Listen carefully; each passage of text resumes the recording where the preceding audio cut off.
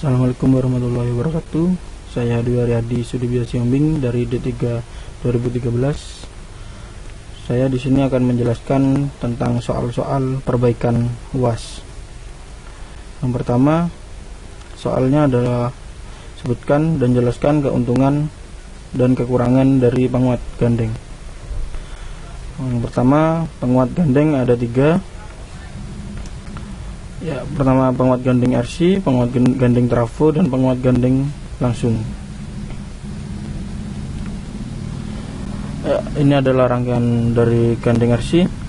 Ini adalah sinyal input masuk ke transistor dari kaki basis, kemudian kaki emitornya menyambung pada hambatan emitor dan kapasitor emitor, kemudian kaki kolektornya menyambung ke basis dari transistor yang kedua.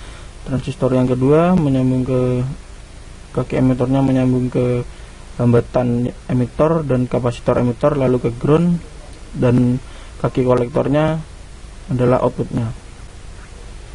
Keuntungan dari rangkaian gandeng RC adalah memiliki respon frekuensi yang baik, lalu sangat ekonomis, hanya terdiri dari resistor dan kapasitor. Dan bila ada kerusakan tidak akan rusak semua karena terbagi setiap dari VCC-nya. Dan kelemahannya, penguat ini memiliki tegangan rendah dan power gain yang rendah. Kemudian memiliki matching impedansi yang buruk. Lalu rangkaian yang kedua adalah rangkaian gandeng trafo. Rangkaian gandeng trafo bisa dilihat di rangkaiannya, dikatakan rangkaian gandeng trafo karena memiliki 2 trafo, yang satu sebagai coupling transformer dan satunya adalah output transformer. Keuntungan dari rangkaian gandeng trafo ini adalah impedansi matchingnya sangat bagus, dan kelemahannya adalah tidak ekonomis karena menggunakan 2 trafo dan tentu saja sangat mahal. Dan yang selanjutnya adalah rangkaian gandeng langsung. Ya, ini adalah rangkaiannya, dikatakan rangkaian gandeng langsung karena memiliki 2 transistor yang bergandengan. Yang pertama adalah transistor 1, kaki emitor menyambung pada ground, dan kaki kolektor menyambung pada transistor yang kedua ini. Ya, kelebihan dari rangkaian gandeng langsung ini, pengaturan rangkaian sederhana karena hanya memiliki 3 resistor dan 3 transistor. Kemudian sirkuit ini memiliki biaya rendah karena tidak adanya perangkat kopling. Ya, bisa dilihat rangkaiannya tidak ada kopling yang menggunakan biaya mahal. Kelemahannya adalah tidak dapat digunakan untuk memperkuat frekuensi tinggi karena tidak adanya kopling, jadi hanya menggunakan transistor, tidak kuat dalam memperkuat frekuensi tinggi. Dan kelemahannya yang lain adalah titik operasi digeser karena variasi suhu. Kemudian lanjut ke soal yang nomor 2 adalah osilator, jenis-jenis osilator dan penjelasannya. Yang pertama adalah osilator Armstrong. Ini adalah rangkaian dari osilator Armstrong, dan ini adalah ciri-ciri dari osilator Armstrong sendiri. Seperti dilihat pada gambar, hasil penerapan osilator LC ini, rangkaian dasar dibuat dengan memberikan panjaran maju pada sambungan emitor dan basis. Ini rangkaian ini pemberi panjar dilakukan lewat resistor 3. Ini adalah resistor 3-nya memberikan panjar. dan resistor 1 dan resistor 2 berlaku sebagai pembagi tegangan. Ini adalah resistor 1 dan resistor 2 yang berupa pembagi tegangan. Kemudian lanjut osilator Hartley. Osilator Hartley ini adalah gambar rangkaiannya, dan ini adalah ciri-ciri dari osilator Hartley. Osilator Hartley ini tersusun dari dua buah induktor yang digabungkan secara seri dan kapasitor tunggal yang dihubungkan secara paralel. Kelebihan dari osilator Hartley adalah mudahnya mengatur nilai frekuensi, yaitu dengan menempatkan sebuah kapasitor variabel, ini adalah kapasitor variabel, pada komponen kapasitornya. Selanjutnya adalah osilator Colpitts. Osilator Colpitts ini adalah gambar rangkaiannya, dan ini adalah ciri-ciri rangkaian dari osilator Colpitts. Osilator Colpitts adalah suatu osilator atau pembangkit sinyal yang sangat efektif digunakan untuk pembangkit gelombang sinus. Osilator Colpitts terdiri dari kapasitor yang diseri dengan induktor dan dua kapasitor yang diparalelkan. Kelebihan dari osilator Colpitts ini adalah mudahnya mengatur nilai frekuensi, yaitu dengan menampilkan sebuah induktor variabel pada komponen induktornya, seperti halnya penggunaan kapasitor variabel pada osilator Hartley sebelumnya. Kemudian lanjut adalah osilator Clap. Ini adalah ciri-ciri dari osilator Clap sendiri. Memiliki satu induktor yang diparalelkan dengan dua kapasitor.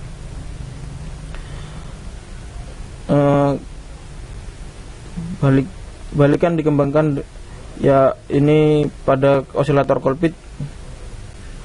Pada osilator Clap ini sangat mirip dengan osilator Colpitts, hanya saja tidak ada kapasitor yang diserikan dengan induktor. Selanjutnya adalah osilator pergeseran fasa. Osilator pergeseran fasa ini biasanya terdiri dari 3 kapasitor dan 2 RC, seperti pada gambar. Dikatakan osilator pergeseran fasa karena pada osilator pergeseran fasa ini fasa sinyal output digeser sebesar 180 derajat dan dimasukkan kembali menjadi input, sehingga terjadi feedback dan hasilnya sangat bagus outputnya. Selanjutnya adalah osilator kristal. Osilator kristal digunakan untuk menghasilkan isyarat dengan tingkat kestabilan frekuensi yang sangat tinggi. Kristal pada osilator ini terbuat dari quartz atau rochelle salt dengan kualitas yang baik. Material ini memiliki kemampuan mengubah energi listrik menjadi energi mekanik berupa getaran atau sebaliknya. Kemampuan ini lebih dikenal sebagai piezoelectric effect. Selanjutnya adalah osilator jembatan Wien. Osilator jembatan Wien ini sini adalah rangkaiannya, memiliki 2 transistor. Yang pertama dikatakan sebagai osilator jembatan Wien karena seperti dioda bridge, dan biasanya osilator jembatan Wien ini disebut dengan twin T karena memiliki 2 transistor. Pada loop yang T1 ini beroperasi sebagai RCR yang berfungsi sebagai filter low pass, dan yang kedua, transistor yang kedua ini beroperasi sebagai CRC dan menjadi high pass filter. Kemudian osilator UJT. osilator UJT ini dikelompokkan sebagai osilator relaksasi. Osilator UJT ini menimbulkan bentuk sinyal gergaji karena ada resistor dan kapasitor. Saat pengisian kapasitor melalui resistor, maka akan menimbulkan gelombang gergaji tersebut. Osilator UJT ini bila berkondisi disebut aktif, dan bila tidak berkondisi disebut rileks. Sambungan dari jaringan dihubungkan dengan emitor dari UJT. UJT ini tidak akan berkonduksi sampai pada harga tegangan tertentu dicapai. Kemudian adalah multivibrator astabil. Multivibrator astabil ini termasuk juga osilator relaksasi. Multivibrator astabil ini juga memiliki dua transistor yang disambungkan pada C1 dan Q1. Transistor Q1 menyambung pada kapasitor yang kedua. Karena adanya sambungan silang seperti ini, maka mengakibatkan lampu indikator Q dan Q bar akan hidup secara bergantian. Selanjutnya adalah multivibrator monostabil. Multivibrator monostabil ini memiliki dua transistor, yaitu Q1 dan Q2, dan lampu indikator Q bar dan Q. Multivibrator monostabil memiliki satu kondisi stabil, sering juga disebut sebagai multivibrator one shot. Saat osilator terpicu untuk berubah ke suatu kondisi pengoperasian, maka pada waktu singkat akan kembali ke titik awal pengoperasian. Konstanta waktu RC menentukan orde waktu perubahan keadaan monostabil multivibrator, termasuk jenis osilator trigger. Ya, kemudian adalah multivibrator bistabil. Multivibrator bistabil mempunyai dua keadaan stabil. Pulsa pemicu masukan akan menyebabkan rangkaian diasumsikan pada salah satu kondisi stabil. Pulsa kedua akan menyebabkan terjadinya pergeseran ke kondisi stabil lainnya. Multivibrator tipe ini hanya akan berubah keadaan jika diberi pulsa pemicu. Multivibrator ini sering disebut sebagai multivibrator flip-flop. Ia akan lompat ke satu kondisi flip saat dipicu dan bergeser kembali ke kondisi lain, yaitu flop jika dipicu kembali. Rangkaian ini kemudian menjadi stabil pada suatu kondisi dan tidak akan berubah atau tugel sampai ada perintah dengan diberi pulsa pemicu lain lagi. Ya, kemudian yang terakhir adalah osilator IC-NE55. Osilator ini adalah piranti multiguna yang telah secara luas digunakan. Piranti ini dapat difungsikan sebagai astabil multivibrator atau multivibrator astabil. Rangkaian khusus ini dapat dibuat dengan komponen dan daya yang minimal. Rangkaian dapat dengan mudah dibuat dan sangat reliable. Chip khusus ini telah banyak diproduksi oleh beberapa pabrik. Sebagai tanda, semua produksi terdapat angka 555. Misalnya SN7255, MC14555, SE555, LM55, dan CA555. Rangkaian internal IC55 biasanya dilihat dalam sebagai blok-blok. Dalam hal ini, chip memiliki dua komparator, sebuah bistabil flip-flop, sebuah pembagi resistif, sebuah transistor pengosongan, dan sebuah keluaran. Kemudian soal selanjutnya adalah yang nomor 3, yaitu jelaskan tentang penguat adder beserta rumusnya. Ya, ini adalah rangkaian dari penguat adder dengan memiliki 4 input.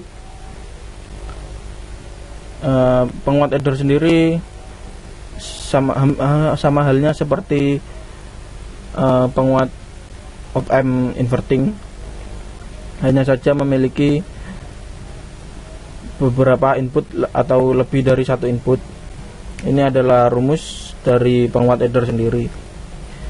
Kita ambil salah satu contoh, contoh simple. Mungkin RF saya beri nilai 100, V1, V2, V3 dan V4 saya beri nilai 1, 2, 3 dan 4, R1 saya beri nilai 20.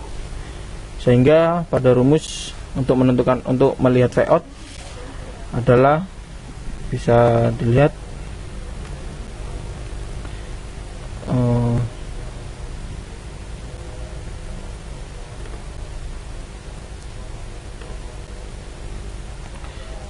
Vout sama dengan RF tadi diberi nilai 100 dibagi dengan RI saya beri R1, R2, R3 dan R4 adalah 20, ditambah V1 1,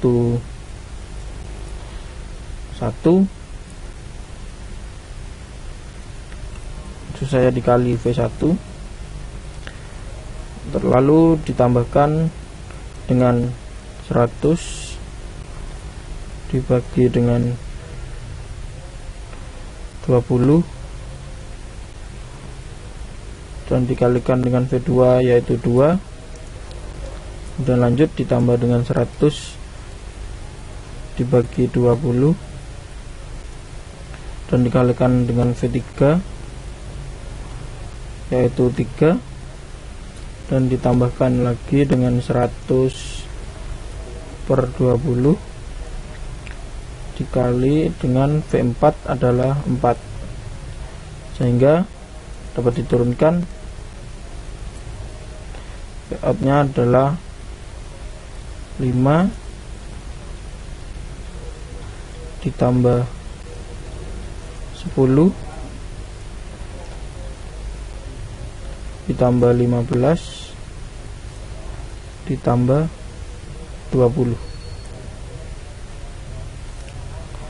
Ya, sehingga dapat diketahui Vout sama dengan